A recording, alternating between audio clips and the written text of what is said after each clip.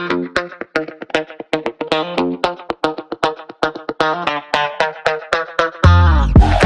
is happening, everybody? I'm Larry Roberts. And I'm Sarah Lucy, and this is Branded, your comprehensive guide to creative branding. And on this amazing episode of the podcast, we have someone that I'm super excited to talk to because, man, we dial it back maybe 10 years ago. And I founded a business. It was a swimming pool company.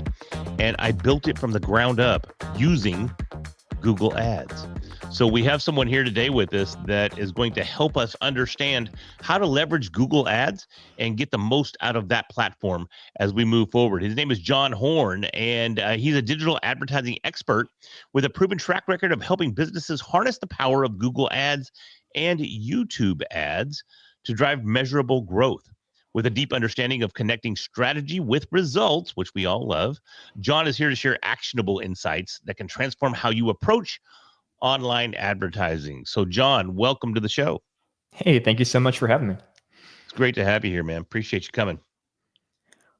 With Google Ads, so this is something that I used to play with a lot, and I haven't really touched in years. And every time I go in, I'm like, this is completely different. It changes so much. If there was a few things that you would want people to know, like when they're just getting started with ads, like what would that be? Yeah, so when you're just getting started, the first thing I think you should be thinking through is what are you trying to accomplish with Google Ads? Because a lot of businesses, they'll just have the idea of, oh, let's try Google Ads and let's throw some money at it and see what happens. But they don't really have a plan for, okay, what is it we're trying to do with these ads? What actions do we want people to take on our website? And how are we going to measure that and know whether or not the money we're throwing at the wall is actually, helping the bottom line, and which parts of it are working and which aren't. So I'd say, first of all, what is it we're looking to accomplish? And then structuring the campaigns and the landing pages, which is also a very important aspect of things, to accomplish that. So, taking the swimming pool company from way back in the day as an example, we'd want to think through, how do people kind of enter our funnel? Are we trying to get them on a sales call right away of, hey, they want a pool built, they want a call? Or is it more, higher funnel? Is it, hey, people are thinking, should I get a pool installed? And maybe we have a lead magnet, 5 things to think about before you install a pool, or how much does it cost? Here's a calculator. What does it cost? Things like that. And so think through, where are you reaching people in the funnel? What are you trying to accomplish with those ads? And then work your way from there.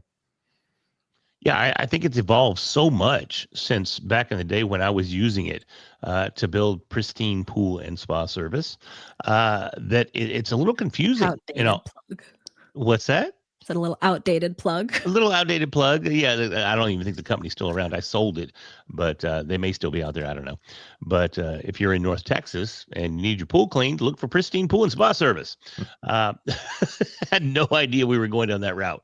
But anyways, my point is that I've gone back in there and I've looked at Google Ads, in recently, and it's evolved so much. What are some of the basics, John, that people need to understand? Because even back then, it was the early 2000s, 2005, 2006, something like that. Mm-hmm. And cost per click campaigns were pretty easy to set up. At least it felt pretty easy back then. But today when I go in there, man, there's just so much to weed through. So how do people just establish a basic foundation in using Google Ads? There are a lot of options, and because of that, there's also a lot of places to get confused and to wander off on rabbit trails, like you're saying. Yeah. So, let's talk basics. First thing is, let's talk about where you want your ads to serve, because often when people think of Google, they just think of, you type something into the Google search engine and an ad pops up, which has always been the bread and butter of Google Ads campaigns. But as you'll quickly see when you're in the interface looking at options, there's a lot of other options available now as well. So if you are trying to do that, show text ads to people who are searching on Google, generally you're going to create a search campaign, which is a specific type of campaign. Okay. However, there are a lot of other options as well. So YouTube, for example, we mentioned that YouTube is owned by Google, and there are multiple different campaign types within Google that push ads to YouTube. So if you're trying to run video ads, especially if you're thinking maybe a little bit higher funnel, or maybe even remarketing to people who've been to your website already, you can think the YouTube route. There are also Google display campaigns. So this is Google's display network is millions of websites and apps that serve Google ads on their websites and in their apps. And these are usually image ads or video ads, could be text ads. But this is, not people searching on Google and then seeing your ad. It's you're reading, you're playing in your app, or you're reading weather.com or whatever and seeing a Google ad. And so you could go down that road, that road, if you're trying to kind of push your message in front of people. And then you have the road that Google is probably going to push you towards, which is called Performance Max. And Performance Max is a campaign type. It's been around for a couple of years now, but it's not technically the newest campaign type from Google. That would be demand gen, but it's still newer than most other campaign types. And this is kind of a combination of multiple of Google's channels. So if you run a Performance Max campaign, you can run those text ads on search. You can have those display ads running. You can have YouTube ads running. You can have ads on Gmail and Google's Discovery app and so forth. And Google's going to try and push you towards this. For some businesses, that can be a really good fit. But for a lot of businesses, I'm not going to start them on Performance Max because some of those channels aren't where you should start necessarily, and you have less control over how Google is showing those ads. And so for a lot of businesses, especially outside of e-commerce, we're going to start with like search campaigns and then work our way up from there. Gotcha. I've never heard of Performance Max before, so that's kind of a new term for me. Help us understand exactly what that means, and what is that type of ad campaign? Yeah, so the way Google describes it, they talk about the funnel, and they talk about it being still relatively low in the funnel, so very performance oriented. One step above that would be what they call demand gen campaigns, which would, in theory, generate demand that then Performance Max campaigns might maximize. And so with Performance Max campaigns, there's a lot of automation. You are not selecting things like what keywords you're targeting. You are writing your ads, but there's also a lot of different kind of ways your ads can appear, and you don't have control over which channels your ads are going to serve on. So you can't say, okay, Google, I only want to show up on search, or only want to show up on YouTube, etc. What Google's doing is they're basically saying, hey, we have all of this data about how people are using not just Google search, but all Google properties. And so we're going to try and find the right people and serve your ads to them at the right time, regardless of where they're at, whether that's watching a YouTube video, doing a search on Google, etc. And so conceptually it makes a lot of sense. It's audience based, and you try and give Google as many signals as possible about the types of things that are relevant to your campaign, the types of audience you want to target, things like that. But then it's heavily reliant upon machine learning to go out and make the decisions for you about where to serve the ads and how much to bid for them and things like that. And sometimes it works well, especially in the e-commerce space. That's where we see most of the success with Performance Max campaigns. It's for companies selling products through their websites. In the lead gen space, it can work, but it's a lot harder to work. We see a lot of issues with spam leads and just poor quality leads coming from that campaign type in lead gen. Gotcha. So if I'm like just starting out as a business, I know there's a lot of people who kind of start the marketing and advertising process too soon, and they end up kind of shooting themselves in the foot because they've thrown this budget when they weren't ready. What would you say for people that are kind of at the early process of building their brand, building their business? When is a good time to really get started on something like an ad campaign? That's a great question. I'll answer it in a couple of different ways. So first, I'll say there's two categories of people kind of in that early stage. There are the businesses who, like you said, are just they're too early. They don't have the right processes and things figured out, and so they're wasting money. Then you also have the businesses that are very intentionally using advertising to kind of prove concept and see, hey, are people interested in this? What, help us refine our process by just getting leads into the process so we can figure things out on the go, things like that. And so that is a viable strategy, but it should be a strategy. It should be, hey, we know that we're not ready yet. We don't have our processes dialed in, et cetera, but we're going to use this ad spend to invest into getting the leads to do that and dial in, and understand that ad spend is not going to be very efficiently spent. It's just, proving concept, that kind of thing. I would say for most businesses, there's two rules of thumb, I would say. First of all, in terms of whether to start advertising, For most businesses, you should already have kind of a good engine going outside of advertising. So you should know when leads are coming in. You have processes in place to get back to those leads quickly, to understand what their pain points are, to have product market fit where you are actually selling something that people want and are interested in, and that is competitively priced and framed in the marketplace and things like that. And so you want to try and have those things in process in place so that then when you come to the advertising side of things, you're pouring fuel on that fire. You're taking what's working and you're getting more exposure. You're getting in front of more people into your pipeline, etc. That's the ideal scenario. And then in addition to that, you need to have the budget, obviously, for advertising. And you shouldn't be in a situation where this is, make and break it for your company, where you're like, okay, if the ads don't work this month, then I'm broke. Like that's more pressure than should be placed on advertising. Obviously, sometimes people do it and it works out, and that's their story, their cool story to share a decade later. But most of the time it doesn't work out, and it's not a good place. Desperation is not a good place to be in when it comes to ad buying. So I would look at, how much money are we making? What budget can we afford to spend on advertising, knowing that it's a risk, that obviously, hopefully we're going to see return, but it might not be day one, and that we have to be prepared for that reality and have patience. And that number is going to look different for different businesses. But a general rule of thumb I give for the majority of businesses is that you should have at least $2,000 per month in ad spend that you can pay without breaking the bank before you want to get into a channel like Google Ads. And that's just based upon, how much data you're going to need to be collecting to really give it a shot and see, is it working? Is it not working? Which parts are working? And then how can I, cut the waste and scale what's working well. Man, I love that, because that was my next question. What is the baseline budget that you would say for businesses to have in order to start participating in Google Ads? So you laying that foundation was really, really cool. We're seeing a lot of positive feedback from using YouTube ads for a lot of our clients and their podcasts.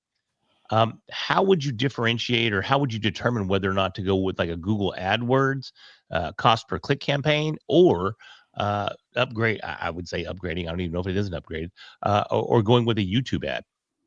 Yeah, YouTube can be very, very effective, like you mentioned. We see a lot of good things from YouTube as well. A couple, maybe a framework for how to think about it is, first of all, think about how people are finding what you sell. So if you are a plumber, mostly you're going to want to be on Google search. When someone says, my sink is leaking, I need to fix it right now, you're going to be there. Unless you want to try and go after the DIY crowd, and you're like, hey, people are searching YouTube for DIY. How do I fix this myself? And maybe if I've got ads showing up there, taking the approach of, hey, don't make it worse than it is, we can help, that kind of thing. That could be a good fit. And so you want to think through kind of who you're targeting and how they search, or how they are thinking about what you sell. There are some types of businesses that are, very, very much oriented towards content. Anything where you need to really kind of create a relationship. So, for example, if you're a coach of some type, you're coaching people, maybe you're a business coach. Well, you can, target people searching business coach on Google, and maybe that's a good fit, maybe not.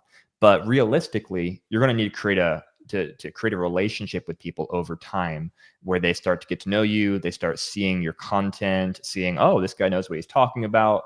Oh, cool. He's offering this free guide. Great. Let me download that type of thing. And YouTube can be very, very effective for that, because you're just getting helpful content out there, hopefully getting people to then subscribe to your channel so that they keep getting more of that content. And then you can, every now and then you could even use ads to be a little more salesy, be like, hey, all my subscribers, I want to make sure I hit them all, and here's a very specific offer. Download the free ebook or get a free consultation with me, or whatever it is. And then you can convert some of that into actual leads.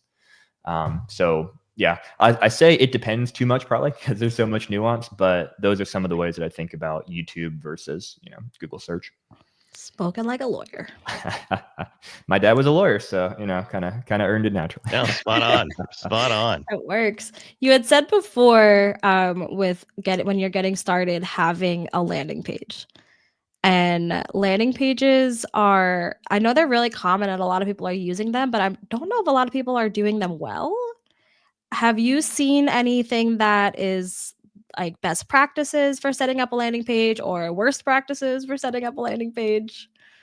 Absolutely. And I love talking about this. Let's jump in, because a lot of businesses just don't have this mindset of thinking about really where are they sending the traffic to on their website. They're focused on their ads. We got to have the best ads possible. They're focused on cost per click and stuff like that, which is all important stuff.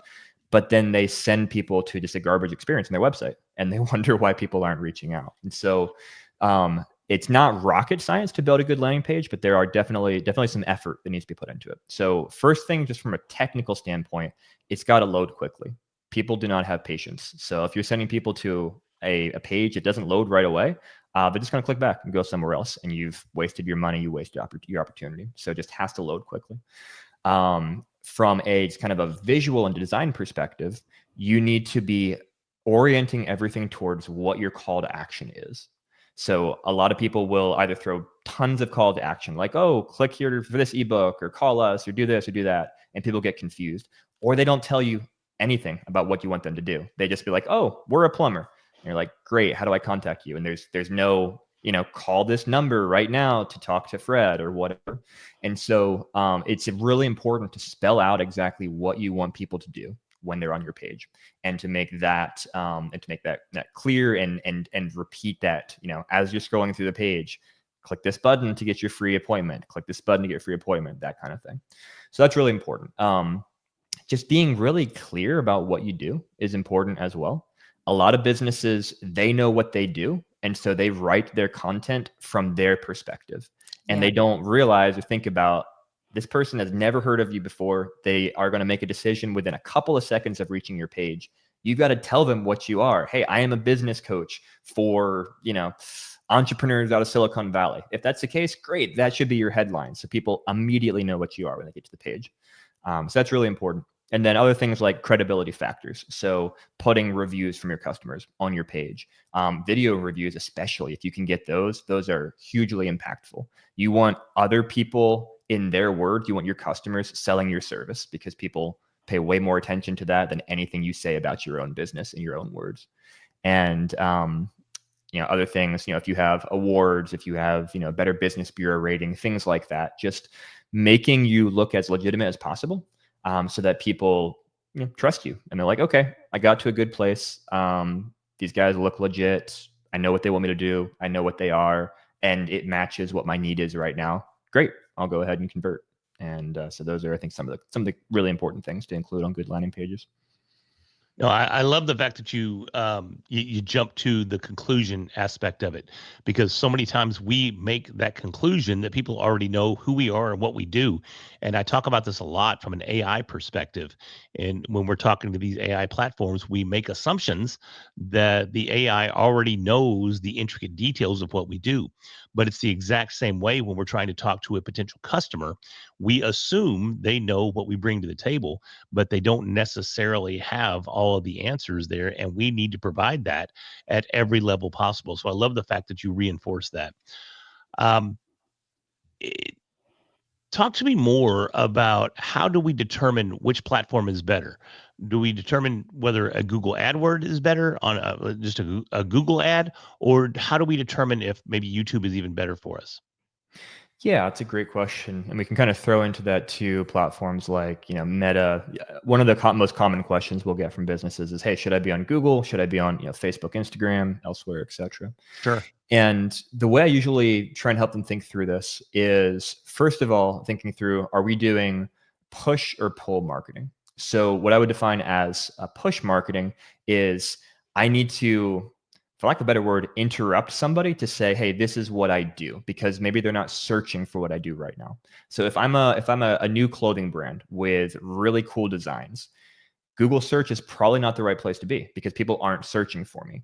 I want to be on Instagram. I want to be on Facebook with a very visual ad targeted to the people I think are interested in my product, and making them aware of, hey, look at these cool clothes, this cool design. Oh yeah, that looks really awesome. Let me click through, that type of thing.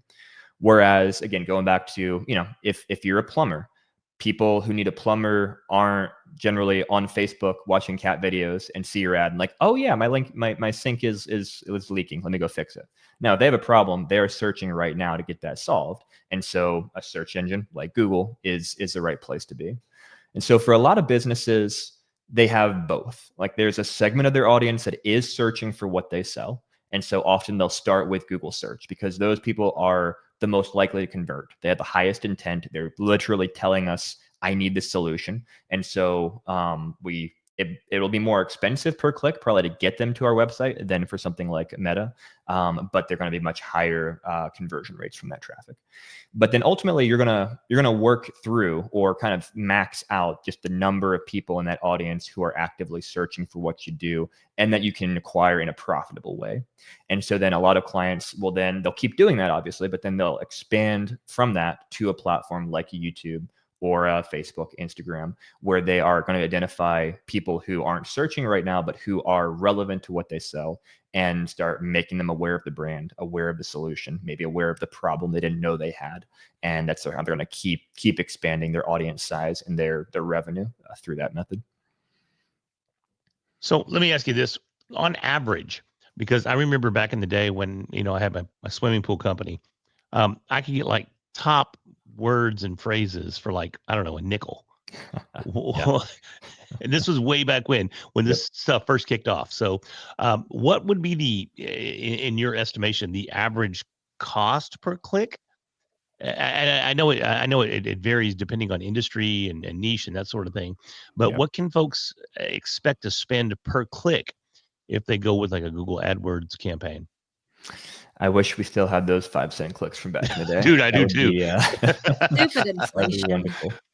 Yes, as the platform has matured and as advertisers, as everyone knows that's where they need to be, and as Google maximizes every dollar they can make, those costs have definitely increased. And like you said, it's incredibly dependent upon the industry you're in.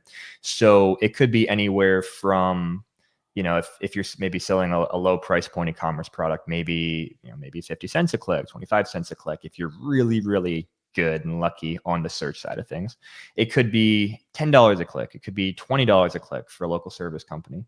It could be, if you're a personal injury attorney, lawyer, they're notorious for some of the most expensive clicks. It could literally be a couple $100s for a single click there. Per click. And I want to reinforce that. That's per click. That is someone that goes to Google, they find your ad and they click on that ad. It's $200. It's insane. Okay, am I the only one that if I see an ad for a company that I do not like, I will click it just to charge them? You are definitely not the only one. And Google definitely understands too that in the competitive space, a lot of competitors like doing that. They like just triggering their competitors' ads as often as possible. I never did that. So there's all sorts of liar. I never clicked on competing swimming pool companies. Never did that. Never. Not once. Oh my God, I do it all the time. Not for competitors, just for companies I don't like if I see them. Now, ironically, the flip side of that too, though, is that the more clicks that an ad is getting, the more Google says, oh, people like this. It has a high click-through rate. And so you're actually also improving their ad rank and making it more likely that other people are going to see. So there's kind of a double-edged sword. They are paying out, but they're also now getting better placement. Yeah, see, Sarah, you're helping them. Well, you're helping those that you don't like. Does bounce rate come into effect at all when it comes to like ad performance? That's a great question. A little bit. And for those watching or listening who don't know what bounce rate is, that's just when you get to a website, the faster you then click the back button to go away from that, the higher your bounce percentage is. Or I guess a better way to put it is, technically bounce rate is if you go to a website and then you just come back and you don't go to other pages and things like that, that's a bounce. But Google is really focused on the timing of that. So if you go to a page and you spend 5 minutes on that page, you're not going to get penalized by Google because the assumption is, hey, it was relevant content. You got them to the right place. But if it's like, you click the ad and then Google sees you back on the search engine results page, 2 seconds later, they are going to factor that into something they call landing page experience, which does impact your ad rank. So if you have lots of people very quickly bouncing, Google thinks it's not the right place. You're sending people to the wrong place or not relevant content, and that is going to hurt your ad rank. See? See? I'm not helping them because I also make their bounce rate bad.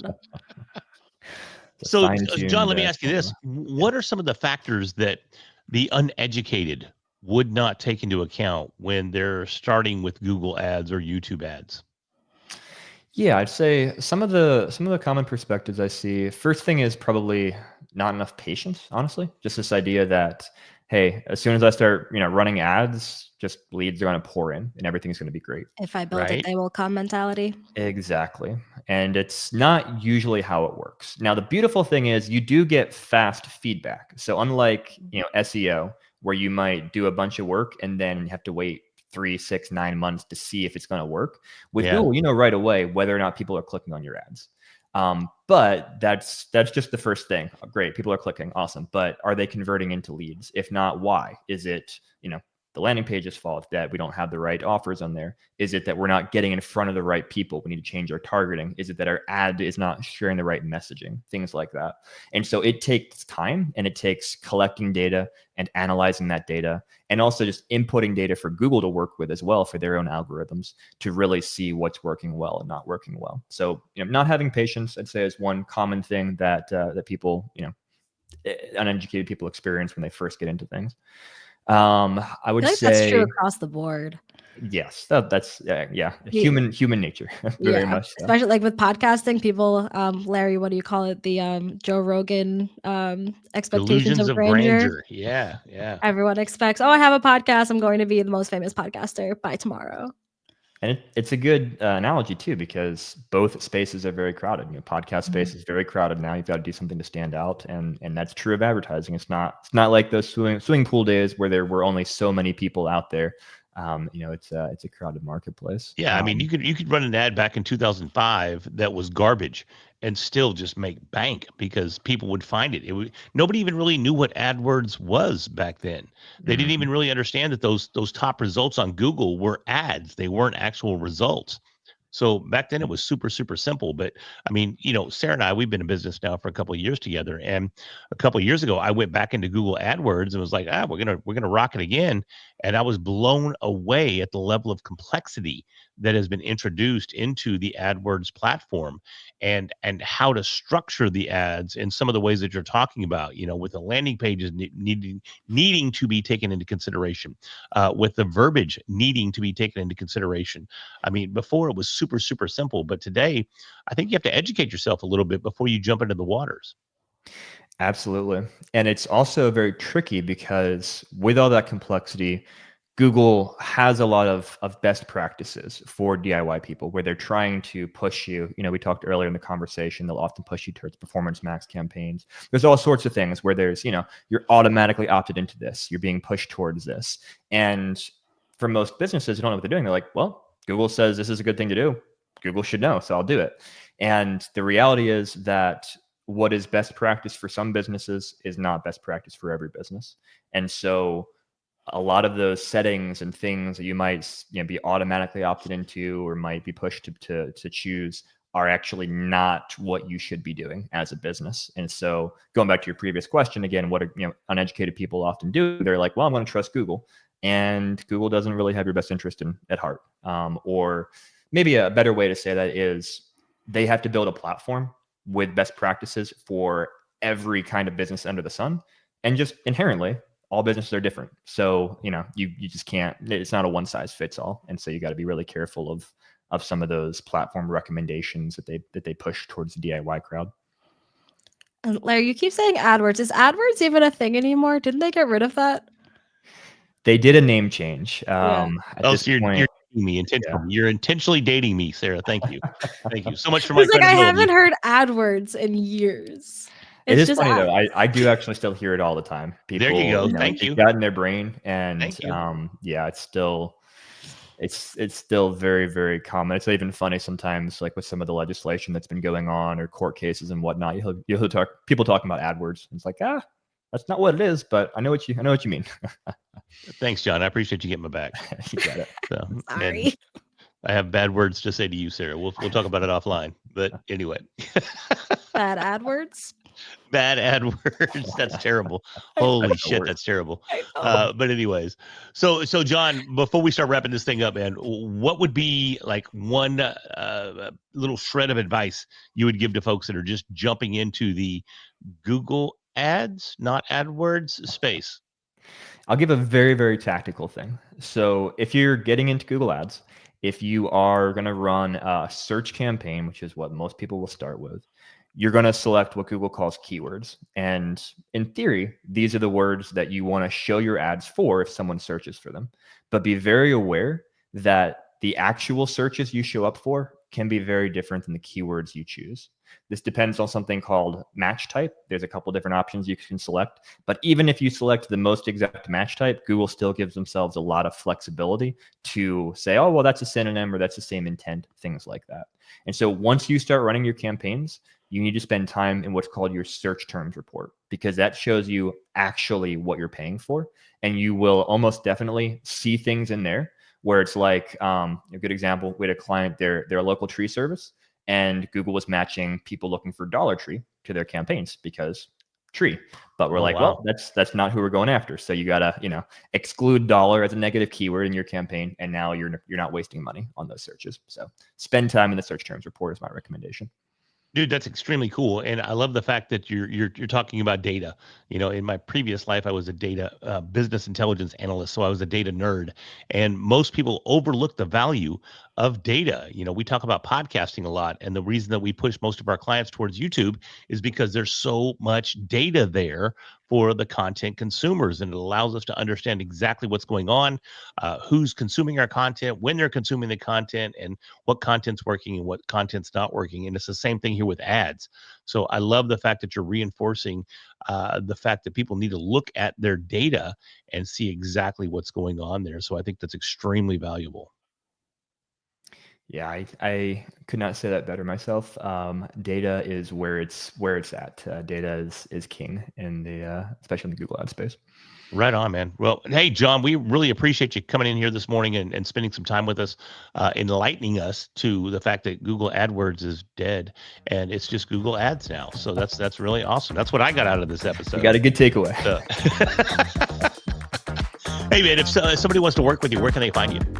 Best place is our website, stepgroup.com. We've got some free content on there, stepgroup.com/free, or go to YouTube, search Step Group on there. We put out lots of free video content as well.